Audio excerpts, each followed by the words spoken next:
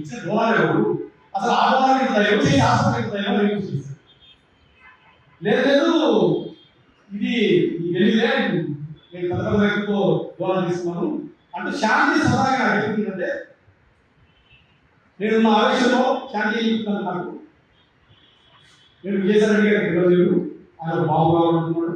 విజయసాయి గారికి నాకు ఇష్టము, నేను విజయసాయి గారికి ఇష్టము, విజయసాయి గారికి ఇవ్వలేదు. ఆయన కూర్చుంటే ఆ కూర్చుంది ఆడాడుతుంది కాబట్టి నేను బాబు కావాలంటే బాబుని కనిపెట్టాను. నాకు ఇంటికి పడిపోయాడు, నువ్వు కనిపెట్టాడు నా ఏళ్ళ కనిపెట్టిన వ్యక్తి ఏది ఎక్కారో నష్టపోవాలా అని కుసపడుతుంది. సరే కనిపెట్టావమ్మా బాగా కనపడింది, నేను వైజాగ్ విశ్లేషిస్తాను. సరే నా డాక్యుమెంట్స్ వచ్చింది, డాక్యుమెంట్స్ చూపిస్తాను, అయిపోయిన వ్యక్తులు డాక్యుమెంట్ అలాగే నేను నమ్మను.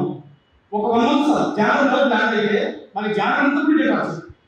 అయిపోయిన వ్యక్తులు అన్ని పేర్లు మార్చేసాము, నీకు బయటికి రాదు, నువ్వు నమ్మాలి.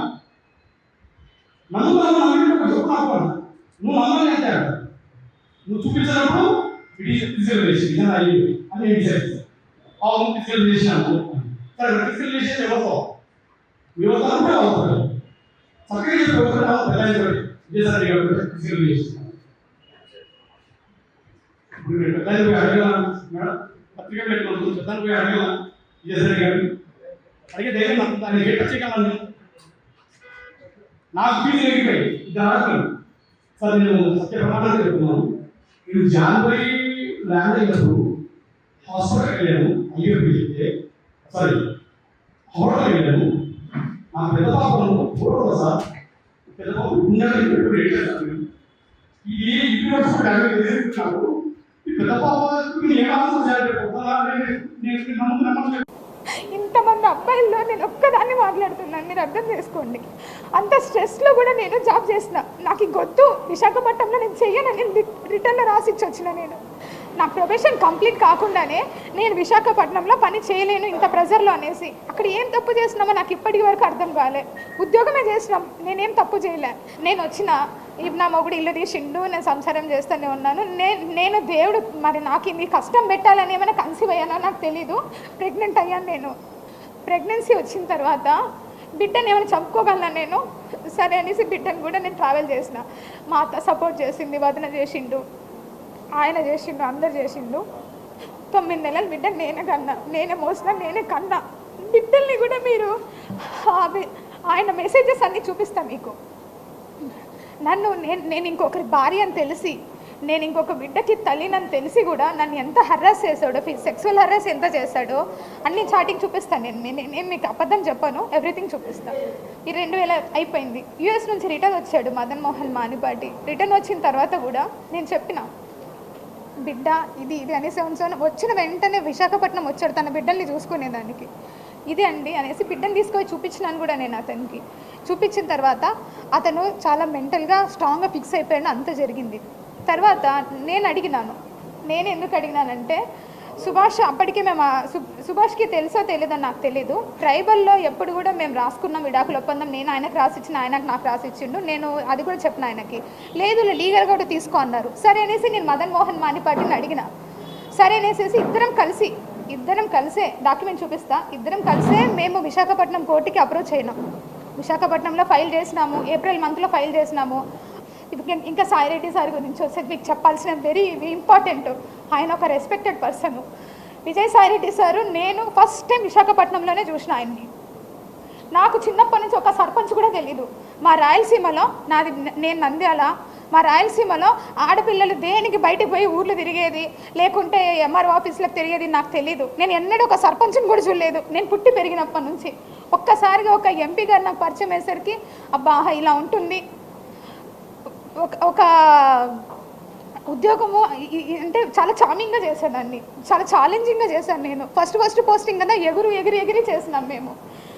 సో నేను సార్తో ప్రేమ సమాజం అనే ఒక ఇన్స్టిట్యూషన్ ఉంది, అది ఎండోమెంట్ డిపార్ట్మెంట్లో పబ్లికేషన్ అయి ఉంది. సెక్షన్ 6C అంటే ఒక అసిస్టెంట్ కమిషనర్ కంట్రోల్లో ఉన్న ఇన్స్టిట్యూషన్ అది. ఆ సమాజంకి 30 ఎకరాల ల్యాండ్ ఉంది. ఆ ల్యాండ్ అంతా కూడా బీచ్ రోడ్లో ఉంటుంది. అందులో సాయి ప్రియ రిసార్ట్స్ అని ఉంది. ఆ రిసార్ట్స్ వాళ్ళు 30 ఎకరాల భూమిని వాళ్ళొక్కరే ఎంజాయ్ చేస్తూ చాలా తక్కువ ఎక్కువ అమౌంట్ నాకు గుర్తులేదు, అప్ టు 5 lakhs లోపే ఉంది. చాలా తక్కువ అమౌంట్ని వాళ్ళు పే చేస్తూ ఉన్నారు. అది నా దృష్టికి వచ్చింది సార్ ద్వారా. సరే అనేసి నేను ఇన్స్పెక్షన్కి వెళ్ళాను. అప్పటికే నాకంటే ముందు ఒక 10 మంది ఆఫీసర్స్ చూసింటారు అలాన్ని, కానీ ఎవ్వరు ఎవిక్షన్ చేయించలేదు. నేను పోయినాను. ఆ విధంగా డిపార్ట్మెంటల్ ఇష్యూసే మాట్లాడినాను సార్తో. నేను ఎక్కడ కూడా నా పర్సనల్ ఇష్యూ ఒక్కటి కూడా చేయించుకోలేదు. ఎవరైనా ఉంటే కూడా అలాంటివి ఉన్నా మీరు నాకు అడగండి, నేను చెప్తాను. ఈ విధంగా పరిచయమైన వ్యక్తి, ఆయన వయసు ఏంది, నా వయసు ఇప్పుడు 35 ఏళ్ళు, ఆయన వయసు 68 ఏళ్ళు. ఎట్లా ఇది ఎట్లా మాట్లాడతారు మీరు? అంటే ఏ ఆఫీసరు ఏ ఎమ్మెల్యేతో మాట్లాడద్దా, ఏ మినిస్టర్తో మాట్లాడద్దా, ఏ ఆఫీసర్లు మాట్లాడద్దా? ఇప్పుడు నేను మీతో మాట్లాడుతున్నాను, ఇంత మాత్రాన్ని మీకు నాకు ఏమైనా రిలేషన్ ఉన్నట్ట? ఒక ఆడపిల్ల మాట్లాడకూడదా?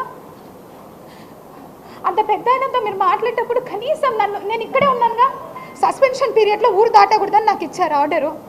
ఆ మూమెంట్లో మీరు నన్ను అడిగి ఉండొచ్చుగా, నా నెంబర్ ఎవరి దగ్గర నుంచైనా తీసుకొని ఉండొచ్చు. మీరు ఒక గవర్నమెంట్ ఆఫీసర్ మాట్లాడకూడదా? మేము ఏం తప్పు మాట్లాడుతున్నాను నేను? వాళ్ళందరి మీద బురద చల్లడం, ఆ బురద చల్లడంలో కూడా ఒక క్రమంలో, ఒక క్రమబద్ధంగా, ఒక అన్ని వాళ్ళకు ఉన్నటువంటి వసతులన్నిటినీ ఉపయోగించుకొని బురద చల్లేటటువంటి కార్యక్రమం, ఆరోపణలు, నిరాధారమైనటువంటి ఆరోపణలు చేసేటటువంటి కార్యక్రమం చేపడతా ఉన్నారు. ఇదంతా పద్ధతి ప్రకారమే జరుగుతూ ఉంది. నేను ఒక్కటే చెప్తా ఉన్నా, ఎవరైతే ఈ నిరాధారమైన ఆరోపణలు చేశారో, ఎవరైతే నా పేరు ప్రతిష్టలు దెబ్బతీసేదానికి ప్రయత్నించారో, వాళ్ళు ఎంత పెద్దవాళ్ళైనా, ఏ పార్టీకి చెందినటువంటి వాళ్ళైనా, అది మా పార్టీలో వాళ్ళైనా కావచ్చు, అధికార పార్టీకి సంబంధించినటువంటి వాళ్ళైనా కావచ్చు, వదిలే ప్రసక్తే లేదు అని నేను ఘంటాపదంగా చెప్తా ఉన్నా. ఇక ఎవరైతే ఈరోజు ఇంకొక విషయం కూడా చెప్పాలి మీకు. ఎవరో ఒక వ్యక్తి, ఇద్దరు మోటార్ సైకిల్ మీద నిన్న విజయవాడకి మా ఇంటికి వచ్చారట. ఆ ఫోటో కూడా వీడియోలో రికార్డ్ అయింది.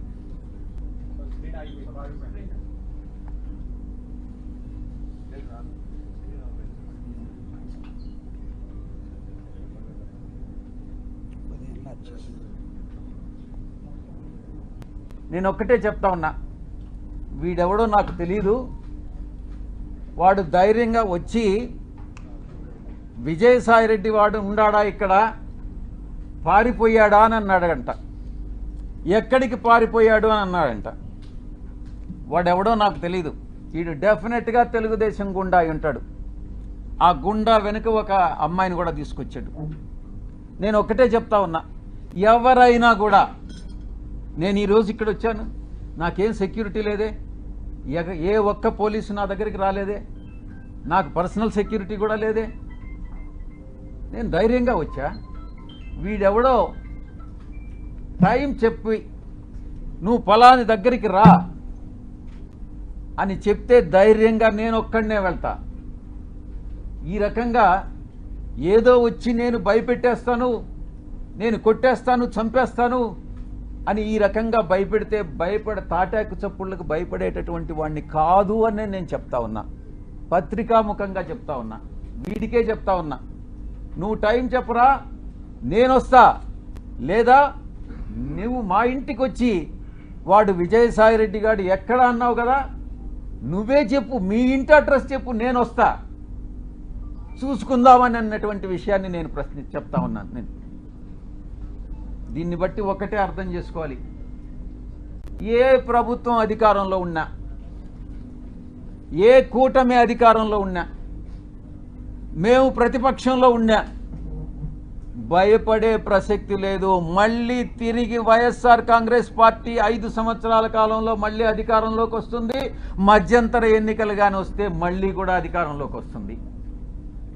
ఎవరైతే తోక ఆడిస్తున్నారో ఆ తోక ఆడిచ్చే వాళ్ళందరినీ తిరిగి కత్తిరిస్తామని నేను పత్రికాముఖంగా చెప్తా ఉన్నా.